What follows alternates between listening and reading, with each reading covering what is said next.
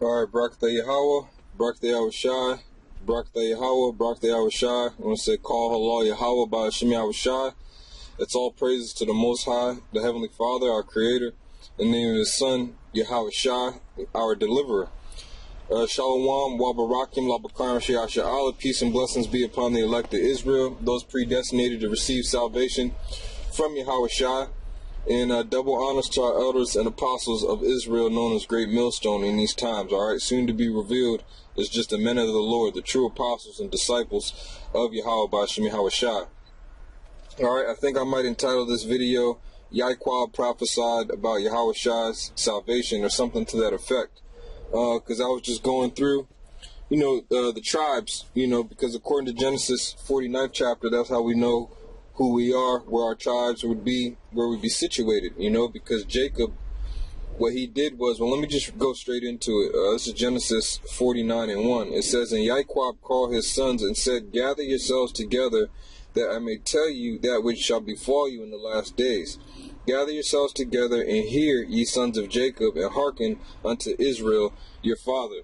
So Israel, which is Jacob, called all his sons together in his old age to prophesy unto them, to tell them what would happen to them in these times. Alright, because through that prophecy, that's how we can identify what tribe we are.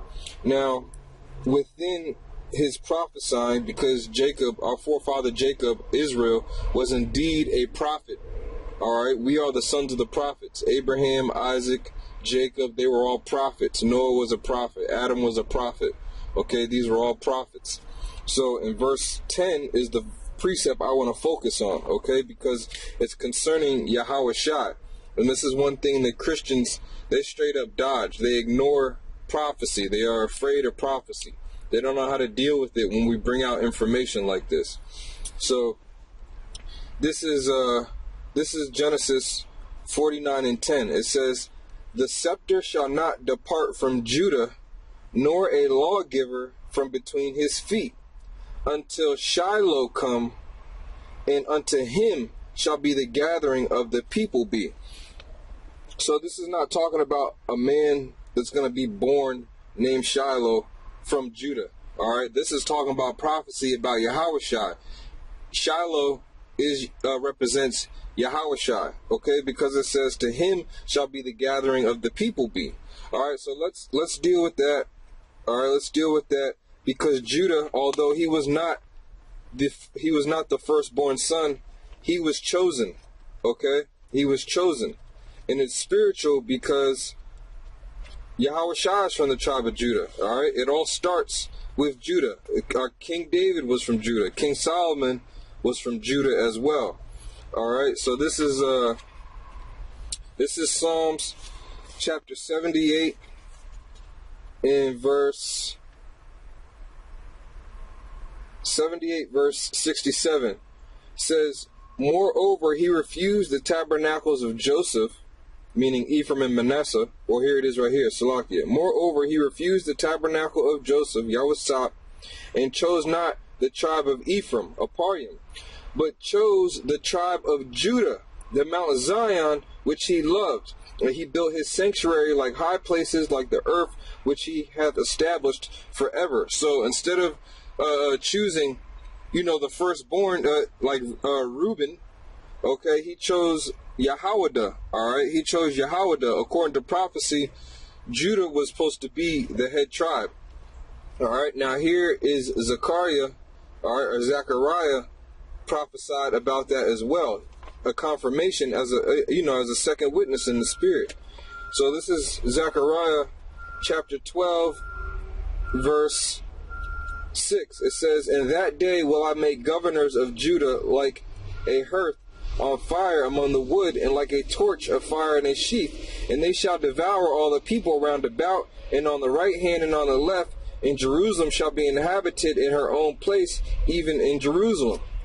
And that's spiritually going on right now. We're coming back to our heritage. Verse 7. It says, The Lord, Yahweh B'Shem Yahawashi, also shall save the tents of Judah first, that the glory of the house of David, meaning Benjamin, Levi, all the other tribes, and the glory of the inhabitants of Jerusalem do not magnify themselves against Judah, right? Because Judah is waking up first, man. The majority of the Akim out there that you see right now, and before we came into this truth, were what? Majority Judites, man. Majority Judites. And Yaiqab, our forefather Jacob, he prophesied of that. That's what he spoke of in Genesis 49:10, where it says, the sceptre shall not depart from Judah. The sceptre in Hebrew is Shabbat, which means rod. All right, it represents that authority. All right, being authoritative and being austere, morally correct and strict in the spirit of Yahawashi. And Judah is like that, man. You know, you got personally, I'm from the tribe of Benjamin. At least I think I am. But I've been around Judites all my life, and in this truth, I've been around a lot of Judah, man. And Judah is like that, man. You know, that's how Judah gets down. That's how Yahweh operates. Now, going back in this precept, I just want to explain some more of this. It is basic, but there's a lot that can come out of this, you know. So it says, the scepter shall not depart from Judah. We understand that. Okay, nor the lawgiver from between his feet. Why? Because Yahawashi, he came to fulfill the law. He kept that law. He told us, all right, he told us in Matthew's, I might as well get it. I didn't have it on the list, but I'm going to get it. Matthew 5:17. Think not that I come to destroy the law or the prophets. I came not to destroy, but fulfill. So that lawgiver never departed. All right, it never departed from Judah. You know, even in King David and Solomon, in King Solomon's time, they were establishing the law. They destroyed out all the Sodomites out of the land. All right, they built, the temple was built.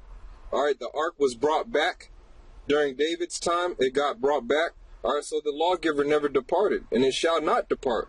All right, the true Yahweh, true Judites right now are teaching about the law, teaching about how you have to have faith and keep it. All right, and our forefather Yaiqab, this is what he's prophesying about. All right, now it says, until Shiloh come. That speaks about Yahawashi. All right, Shiloh. All right, which means to whom is purposed, or to whom it belongeth. Okay.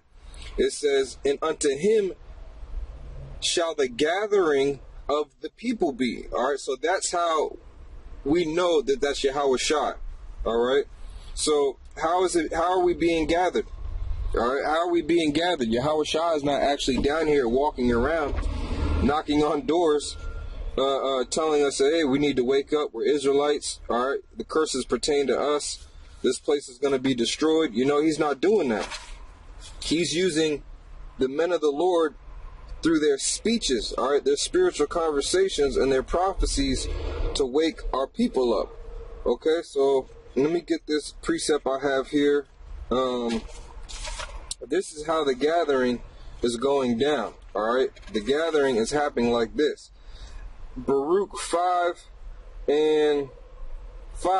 Arise, O Jerusalem, or Yerushalayim, and stand on high, and look about toward the east, and behold, thy children gathered from the west unto the east by the word of the Holy One, rejoicing in the remembrance of the power. Right. Why are we rejoicing? Because we're receiving these words back. Our minds have been stirred up because we once remembered this. All right. And these words are what? They are the witness of Yahawashi, which is the spirit of prophecy.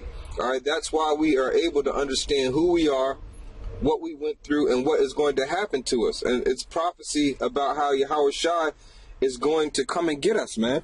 And it's through his word that it's going to happen. Okay, it's through his word. So back in Genesis 49, it says, until Shiloh come, and unto him shall the gathering of the people be. Right, so this isn't talking about all people. Yahawashi spoke of who he came to gather and why they needed to be gathered. This is not all nations. Remember, this is Yaiqab talking to his sons. All right, which became the Israelites. All right, so this is Matthew 15:24. This is Yahawashi speaking. It says, but he answered and said, I am not sent but unto the lost sheep of the house of Israel. Israel is lost, man. We became lost through that process of slavery. We lost our language. All right. We lost our land. We lost a lot of our customs. Alright, but the Spirit of Yahweh by Yahawashi is giving it all back to us right now. And it's Yapah, okay? It's beautiful. So, he said that he was sent to the lost sheep of the house of Israel. Alright, there was a dispersion that went down. Okay, there was a dispersion that went down. We got kicked out of our land after Solomon. After Solomon's sons, Jeroboam and Rehoboam, there was a split and we got the boot. Alright, so we got dispersed and we became lost. We became foreign to our true identity, which Yahweh by Yahawashi gave us. Now, the prophet Yeshaya or Isaiah also prophesied of the same thing that our forefather Yaiqab prophesied about.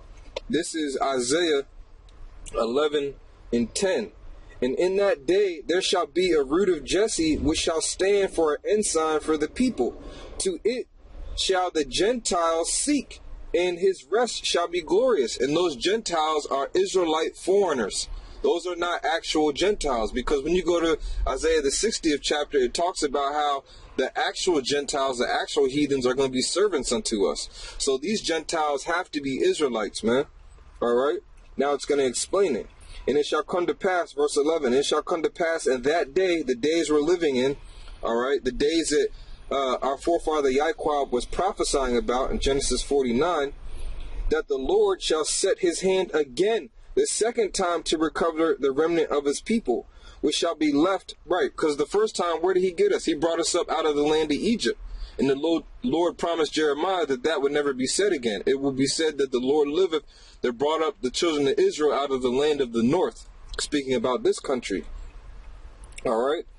Which shall be left from Assyria, and from Egypt, and from Pathros, and from Cush, and from Elam, and from Shinar, and from Hamath, and from the islands of the sea. Remember, in Baruch it said that we were in the north, the east, the west, the south, and we are being gathered by the word. This word is going out to all these countries according to prophecy. On YouTube, there's an option where you can have a caption and you can understand what is being said in the spirit of Yahweh by Yahawashi in multiple languages.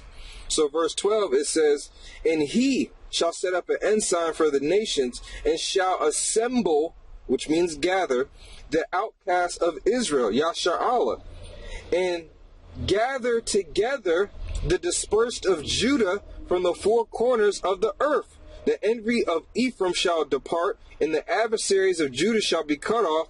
Ephraim shall not envy Judah, and Judah shall not vex Ephraim. That's why you see the so-called Negroes, Latinos, and Native Americans in multiple camps, man. Here in D.C., we have Ephraimites, we have Gadites, we have Reubenites, we have Levites, Benjaminites, Judites all together. Why? Because we're being assembled. All right, we were the outcasts of, we are looked at the outcasts, the scum of our nation.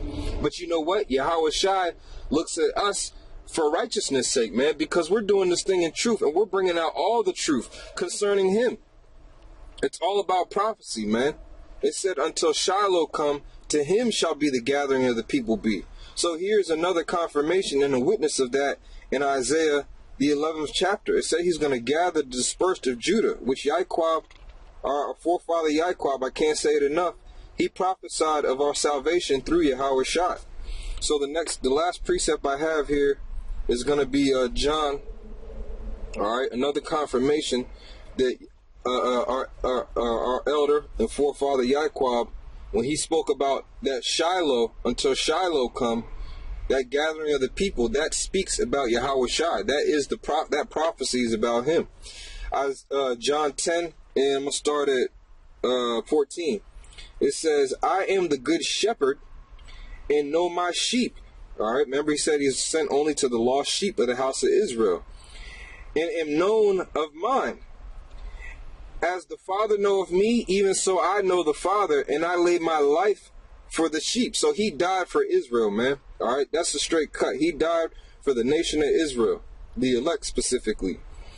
And other sheep I have, other sheep, all right, because back then you just had Judah, Benjamin, and Levi at that current point in time. So now he's saying, and other sheep I have, which are not of this fold, the northern kingdom.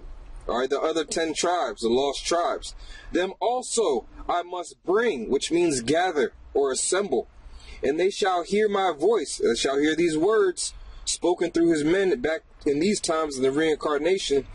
And there shall be one fold, speaking about the elect, and one shepherd, Yahawashi. Okay? Yahawashi. And he is, that sheep of those other fold are those Israelite foreigners, man, that are in these other countries. And Yahawashi is coming back to gather them, all right? Until Shiloh come, all right, he still has that power. Judah still has that power and still has that rod. Yahawashi being the head man of the tribe of Judah, all right, to bring this salvation. And like I said, these videos are for the elect who were predestinated to receive that salvation and to get gathered up, all right, and get scooped up by the angels that are going to be sent from Yahawashi, like it says in Matthew 24:31, I think it is. All right. So I hope some edification came out of this. Again, call hello Yahweh Bashim Yahawashi, Shalom wa Barakim, Labakar Sha'ala, peace and blessings to the elect out there, and of course double honors to our elders and apostles of Great Millstone. Shalom.